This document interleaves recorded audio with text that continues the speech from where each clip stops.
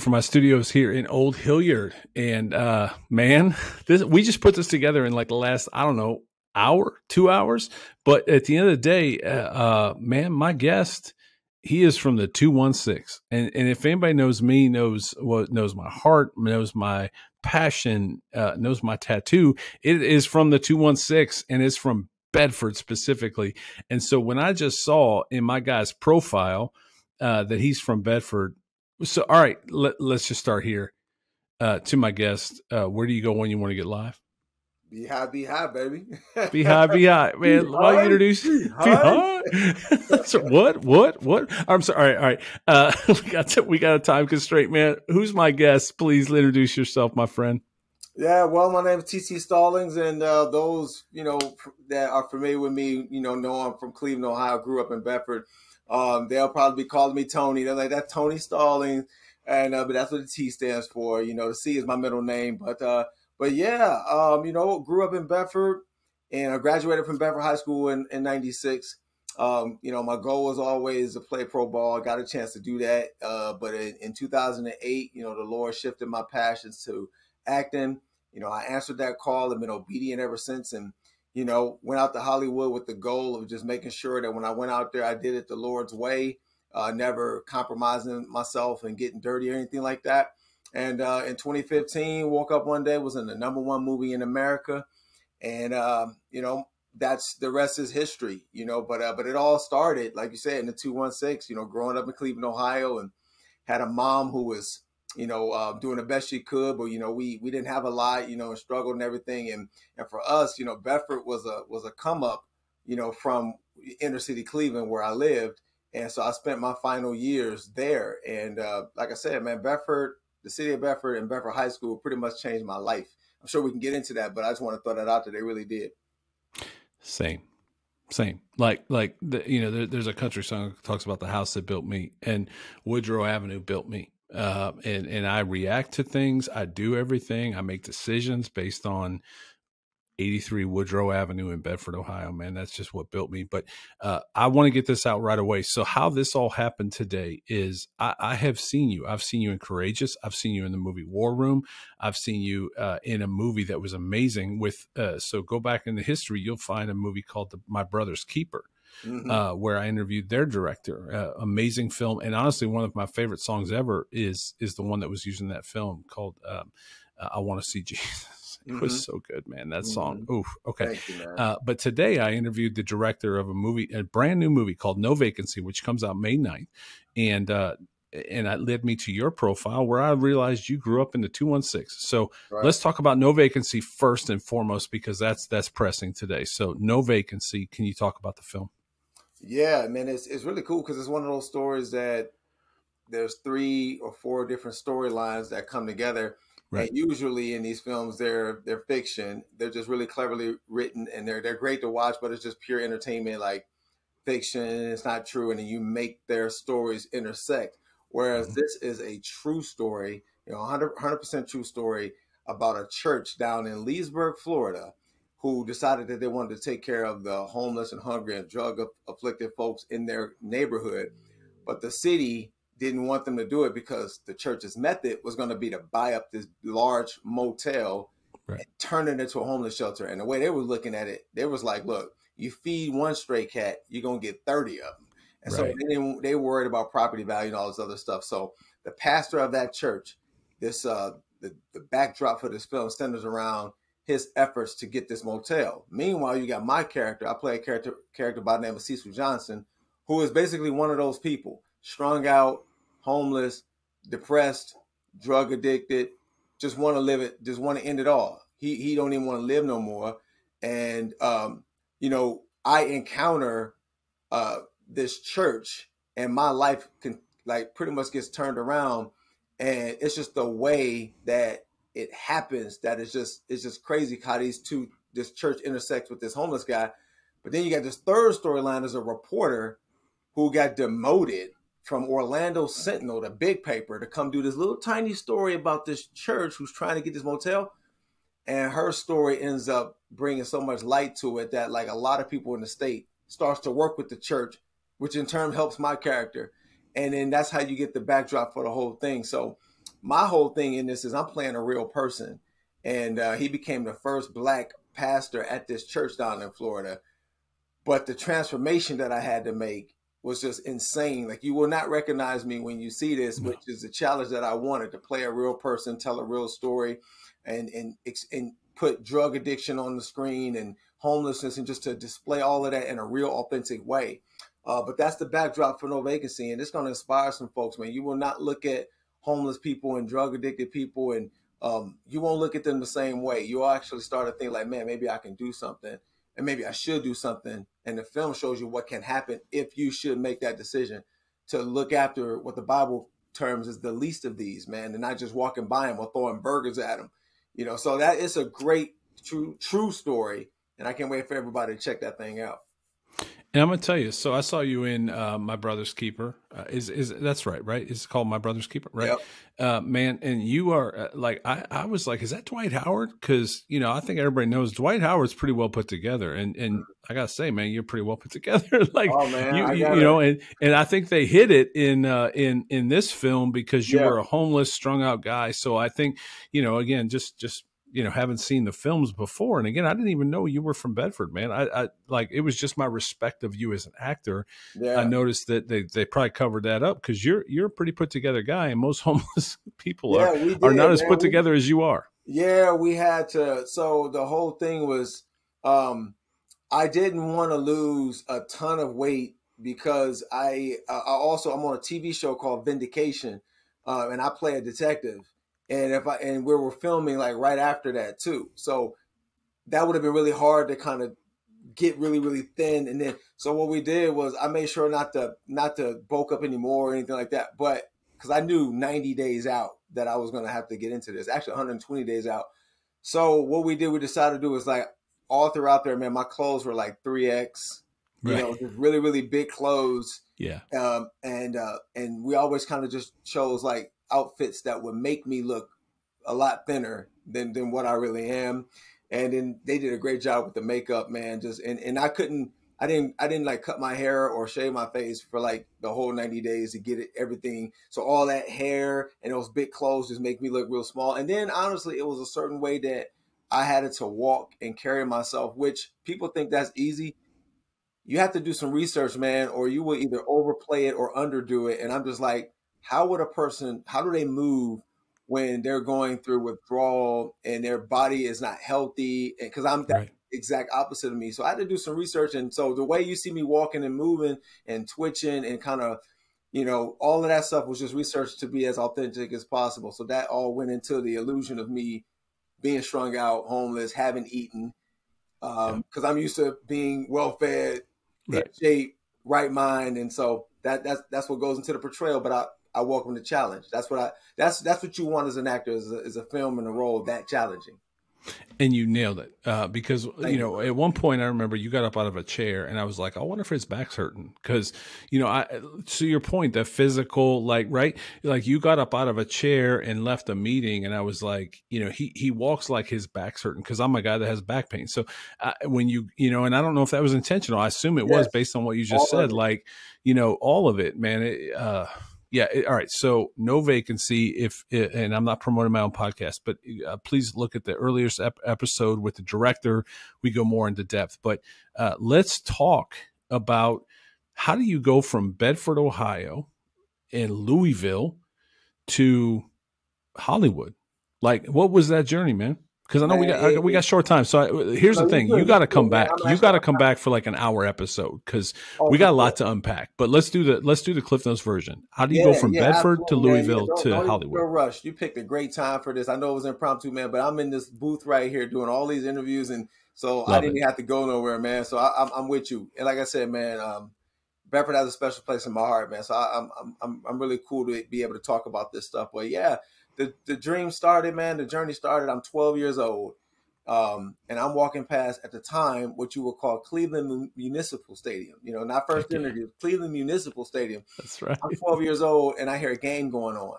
And we were picking up my stepfather at the time, because I didn't grow up with my real dad. So my stepfather picking him up from work downtown at John Carroll University. That's where he worked. Mm-hmm. And and I could hear the game going, and you know, I'm playing ball, and I'm just like, I would love to go and see a game, but I knew I'd never be able to afford to. And I just remember saying to myself, you know what? Forget trying to go see one. I'm gonna play in there. And that's Wow. how my dream started. And so I started playing football at that point. Barry Sanders was my hero. I wore number 20, playing Muni League football, you know, for the city, Right. Warrensville Bobcats. You know, so I'm playing, you know, so we playing against Power Five, you know, Paul Brothers, all them different Muni League football teams. And so that's where it started for me. And then, you know, we lived all over Cleveland, you know, Kinsman, Union, just all over the place, always moving. Mm-hmm. Park Gate, you know, Revere, everywhere, just moving. Finally, we moved to Warrensville, and I was living in Banbury. That's when it was called Banbury. It's called something else now, but I was living in Banbury Circle, and I was there from 5th grade on up to about my sophomore year. I was crushing it on the field, but I was not crushing it in the classroom. All I really cared about was playing, and it was even to the point where I was willing to kind of shift my grades a little bit. Like we had to turn in them little eligibility cards, man. And I didn't care about school that much. I just wanted to I like get out of the hood, get to college, play NFL, change your life. That was all. Well, I started to get in trouble because of grades not being great, and my mother was like, because okay, let me give a little backdrop. We moved from Warrensville to Bedford, but I was still at Warrensville because I didn't want to go to Bedford. You know, just to keep it all the way straight, Warrensville was pretty much 99% black. Right. You know, Bedford was mostly white, and I didn't know anybody in Bedford. So I wanted to stay at Warrensville. So we lived in Bedford. You know, we moved to Sherwood Village. And I'm in Warrensville, and I had to go, you know, get the bus and catch the bus to school. Anyway, I started to fail at all of that. I was being late all the time because we lived so far away. And then my grades started up. So my mother said, you know what? I'm transferring you because you right down the street from Bedford. You going to Bedford. Right. And we transferred to Bedford. And I remember meeting with Coach Adakovic, the football coach, who told me that we just had because to make a long story short, we had a long conversation about me being a student, a man, and don't make excuses that you don't have your dad and just everything. I love Coach Adakovic. So I started balling for Bedford, man. And obviously, you know, at that time, you know, I set the records for as a running back and all of that. Like if you go to the stadium now, that number 5 jersey hanging up there, that's mine. And that's so awesome. So, you know, I go and I get my scholarship to Louisville. And then so I, you know, had a great career at Louisville, ended up playing 6 years pro. But then in 2008, well, now I got to back up even a little bit more before we even get to that. That's why we need a whole episode, dude. I know. I'm going to let this thing roll, man. As long as nobody come get me, we're going to keep talking. So right, let's go. So in 2004, so I graduated from Louisville in 01. I didn't get drafted, but I got picked up by the Arena League. And so I'm balling there, and then I see on Animal Planet that you could audition for this reality show. I auditioned for the reality show, and I won the whole thing on Animal Planet. It was called King of the Jungle. And so that kind of what an acting bug bit because the winner got his own 1-hour special on Animal Planet. So now they throw out all the reality stuff, and they start writing scripts for you. And that's the first time I really saw this going down like this. And I said, man, this is kind of cool. They flew to New Zealand and then to Australia to film this, took care of everything, and then it was on national TV. So when I came back, I'm like, but I still had some football left in me. So I got picked up by the CFL, and then I was ripping it up for the Calgary Stampeders. Then I went to Europe, and I was ripping it up over there. We won a Super Bowl championship over there. So finally in 2008, I went to the movies, and I saw a very impactful movie that made me think, like, I want to give this a shot. And I think I know what I want to do when I'm done playing. And so I auditioned for the role of TJ in the movie Courageous. Got the role. It opened up at number 4. So Hollywood got their eyes on me then. And I got I got a phone call from an agency in Hollywood saying if I was to come out there, that they would represent me. I thought it was a joke. Prayed about it. It turned out to be legit. I went out there, signed with them. 3 years later, I was in the number 1 movie in America, War Room. And and from that point on, I'm like, okay, not only was it awesome, but I got there never compromising my faith in Jesus Christ, never doing anything that would make my faith look bad, showing that you can make it without leaving Jesus out of the equation. And now I saw that as the mission to just continue doing that. So that's the quick version of what brings me to where I am now. Here I am, 25 films later, still doing it, still doing it God's way, still never compromising, even with all the success that I've had. And that remains my mission. And now I'm looking to help, I'm helping other actors like myself do the same thing. So that's like the quickest version, of it. But, I've written some books. Like I said, Bedford, Cleveland, everybody, y'all got some catching up to do, man.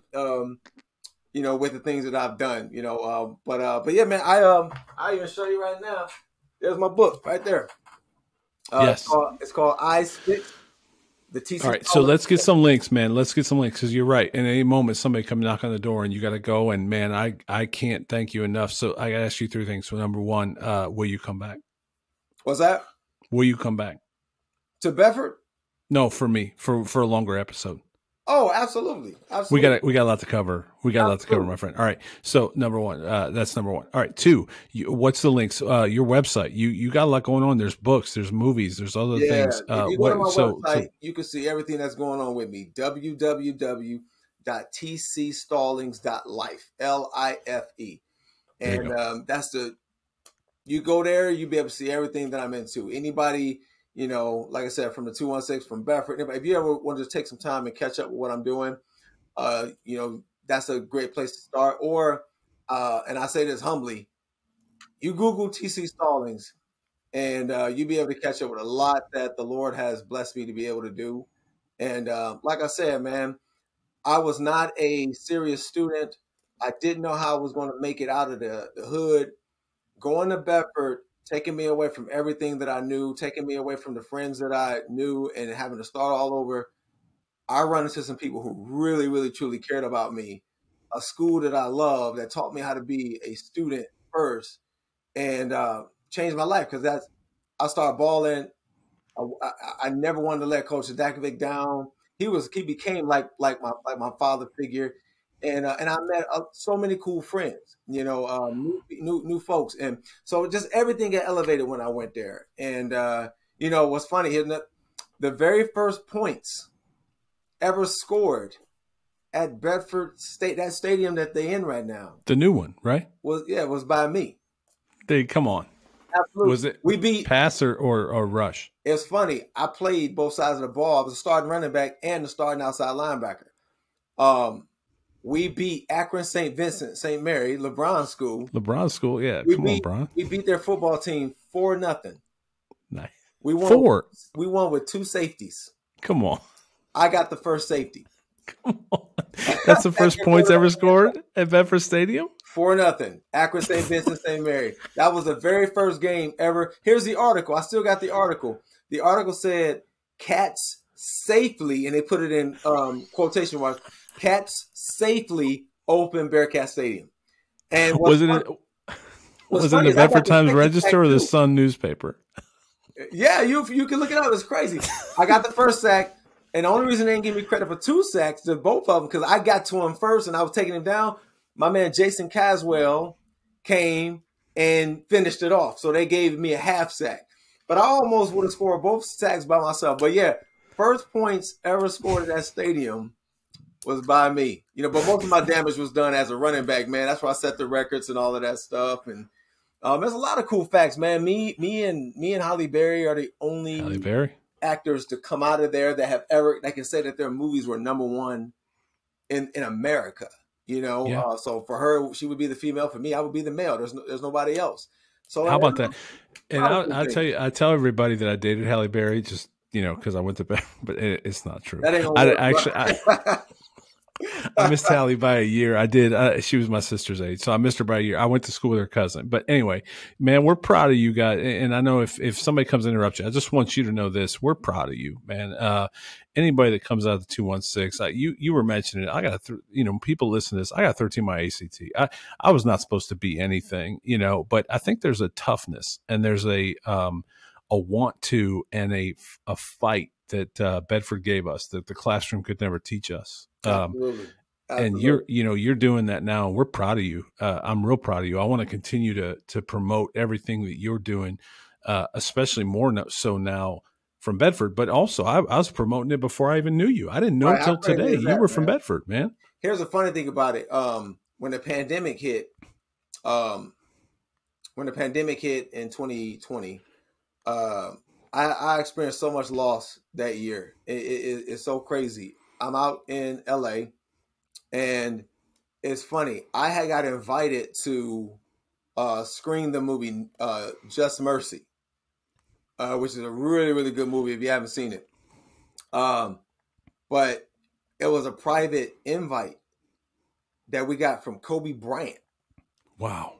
And so Kobe Bryant was there, and I don't mean like I knew him. I mean like he invited a specific group of people. It was about 60 people, and the firm that was promoting, doing the PR for it, invited us to go. I'm like, because I knew the PR firm, and so just by having those connections, you can get in on stuff like this. So I don't want to paint the picture that he invited us personally, but you had to be approved to get in here. Still there. So Kobe Bryant, Michael B. Jordan, Jamie Foxx, Brie Larson, the whole cast was there. So we go there, and Kobe spoke and everything, and we watched the film and we shook everybody's hands, and I posted these pictures on my social media. I bring that up to say, literally 10 days later on a Sunday, he died in that helicopter crash, and it was just crazy. I'm like, I was just with that dude. Right. And then then you start keeping it moving. The pandemic hits, all this death started to happen, and that's when I lost my mother and my grandmother to COVID. I'm sorry. And so all of this is happening, and then you shut down, and you're out in LA, and you can't work, you can't, or whatever. And so it's like, man, I got to start reevaluating what I'm doing. Like, Lord, I start praying, like, do you want me here? It can't be business as usual. Like, should I go back to Cleveland to where my family is? Like, what should I do? And so I started praying. One thing that came to mind was the one thing I want, the whole reason that I'm acting is like, I want my testimony to be told, like you said, the story, how we grew up. So I did a documentary. I filmed it during the lockdown. That's why this is so near and dear to my heart. It's called 24 Counter, The Story Behind the Run. Okay. And the reason that title comes from is because at Louisville, this is a little bit of a slant, but at Louisville, we were playing UK on national television, and we beat them in overtime, and I'm the one that had the game-winning run. It was this big deal. Everybody got to know me from the football landscape for that, but they don't know the struggle. Going back to that 12-year-old standing out of Cleveland Municipal Stadium, all the way up to that run. So it starts off with that run, and then we rewind the run, and then we go back to Cleveland. And I tell my story. Well, Bedford is a part of that story. Bedford is featured in the documentary. You see the stadium. You see how I talk about Bedford, my growing up, and all of that. So for everybody in the 216, man, and Bedford, this documentary, I just put it out a little while ago, man. It's got 41 5-star reviews, and I'm so excited about that.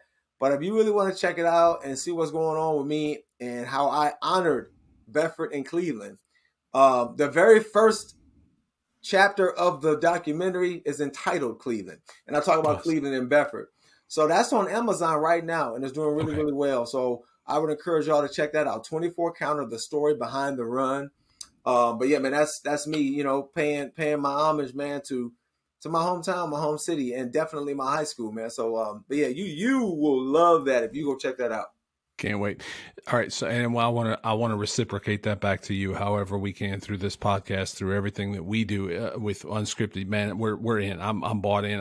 We're all in. My Unscripted Media, my business, we're in. We are in your camp. We are linked now, whether you like it or not. So, awesome. So you're going to see a lot from us. But no, I will absolutely. We will promote that. And again, the movie is novacancymovie.com. That comes out on May 9th. Yeah, it's a weird situation for some of y'all not familiar with it, where it's a one-day only event, and they're kind of doing it like that in certain places due to the pandemic. It's like, who's going to really come out and see this thing? Let's kind of protect ourselves on our end. We'll distribute it for one day out in theaters. You come and see it. great. And it's like people wonder, like, why do you have to do that? Movies like the superhero movies and stuff don't do that even with it, because that's a wide interest. Right. People gonna go, but Right. this really awesome movie about this little church in Florida that people may not know. Are people gonna come out? Well, this is a way that they kind of test that out. So it's one night only. But what's happening is when you go and you turn up and you turn out for the film, they start to extend it. So don't count on that happening. But if you show up, it very well could happen to where it gets a longer run in your place. So you go to novacancymovie.com, you click on theaters, throw your zip code in there, and it'll tell you what theater is playing near you. We're at about 770 theaters nationwide right now. And so my family, who is still in Cleveland, they hit me up and let me know that they're going to go check it out. And I got, 5 brothers and sisters. So that's going to be really, really cool for them to do that. And my Cleveland family, my Bedford family, that's where my heart is, go and check this out and support me May 9th, and we'll see what happens. 100%. And I've seen the film. I could say that. I've seen the film. I've witnessed it. Let me ask you one more question, because I know you probably got to go. Last question. Where did you get your faith? And I know this is probably a whole episode by itself, so that's why you got to come back, because I'm going to keep bothering you until you come back again. That's all good. But just from the Cliff Notes version, where did you get your faith that led you to where you are today? Well, I always say I got the best version of my mother. Like I said, God bless her. I'm the youngest of 6, and her faith matured throughout her life, because she didn't have her faith early on. And so by the time she had me, which I talk about in my book too, I was actually supposed to be aborted. That's what she was going to do, because she wasn't ready for child number 6. 5 was supposed to be it. And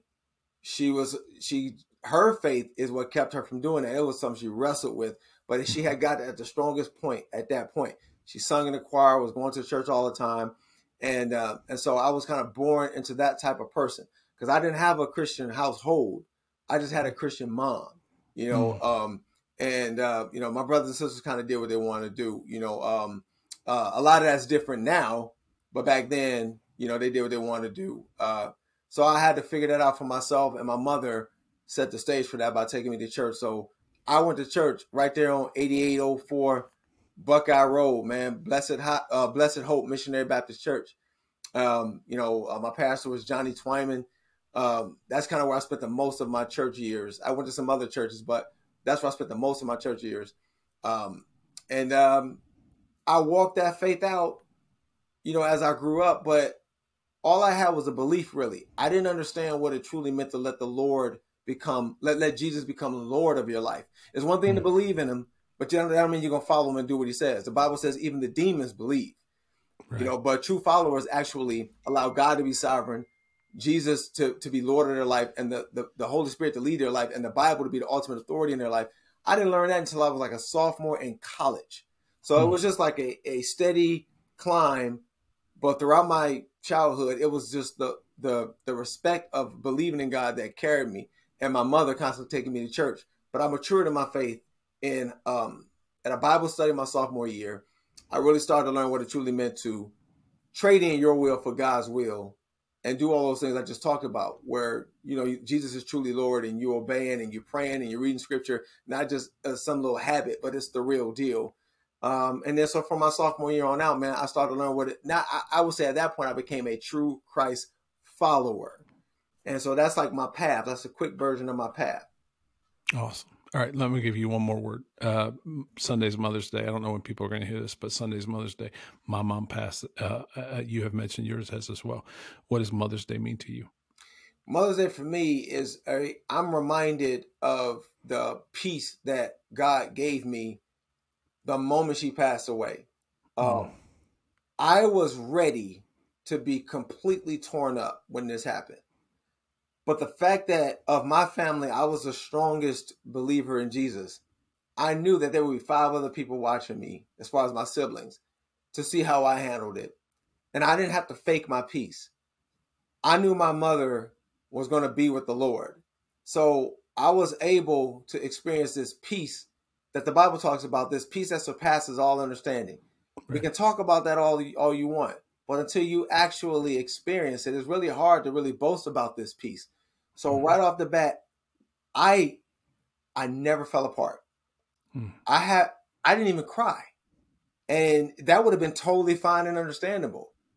But the Holy Spirit held me up in such a way where I could say this: the pain that I was feeling from losing my mother was superseded and surpassed by the peace that I experienced with this one thought. Yeah, I might have lost her, but look at what she gained. Right. Which do you want to focus on? Your loss or her gain? Right. She's got Jesus. And she wouldn't come back here if she could. Nope. In fact, she feels sorry for me that I'm still here. That's right. But at the end of the day, the peace that I got from what she gained superseded the pain that I was feeling from what she lost. So what Mother's Day means to me now is an opportunity to keep sharing that true, raw peace that I have, because that will inspire other people to maybe say, wow, I still hurt. So I would love to have what you have. And that's going to point everybody right to the Lord, the Holy Spirit, God, and the peace that he gives for those willing to trust him in that area. So for me, I'm going to celebrate my mother and focus on what she's gained. Because if I don't, I'm going to be really torn up more so by what I lost. And the fact that Vacancy opens right after Mother's Day, my mother is my biggest cheerleader, like with everything that I've ever done. She is all over that documentary, by the way, that I told y'all about. Man, when Vacancy come out, I know I want to feel her pride that she usually have when she was alive. So I love that they're so close together. But yeah, man, every Mother's Day, the very first one was really hard after she passed. But from then on, it's just been this thing where I'm just like, I'm celebrating what she gained, and I'm happy for her. And that's what I'm going to roll with every Mother's Day here on out. And I'm going to encourage everybody else who has their faith in Christ to grieve that way. Obviously, if you cry or you're sad, that's okay, because that just means you miss them. But it would be so much more to cry about and be upset about if they didn't know Jesus, because that eternal resting place is a lot different. So that's what it means to me, man. So I'm excited for Sunday, celebrating my mom. And I always post on socials. I always say this when I reference my mom: save a place for me. I'll be home soon. Absolutely. Save a place for me, Mom. I'll be home soon. Absolutely. Right. And I know you will too, man. Thank you. Thank you from Bedford. I don't want to speak for a whole city. I don't want to speak for the 216, the whole area code, but thank you. Thank you for representing. Thank you for being who you are. Thank you for coming on for the short time we've had today. I am going to hold you to coming back, but I'll be back, thank you for, man, I'm proud of you. You always have our platform, Unscripted, My Unscripted, our business, whatever it might be, man. You always have our platform. I'm really proud of you, and thank you. Vacancymovie.com comes out the 9th, but there's a lot of catalog there for you all to check out. Go to his website. What's the website? One more time. www.tcstallings.life. Life. There you go. There's a lot there, man. Thank you so much. I know you squeezed me into a very busy day. That means the world to me. Absolutely. You mean the world to me. Thank you for representing, and I look forward to meeting with you again soon. Absolutely, brother. Thank you, man. Appreciate you so much. Keep doing what you're doing. Yes, sir. All right. Proud to be a Bearcat. That's right.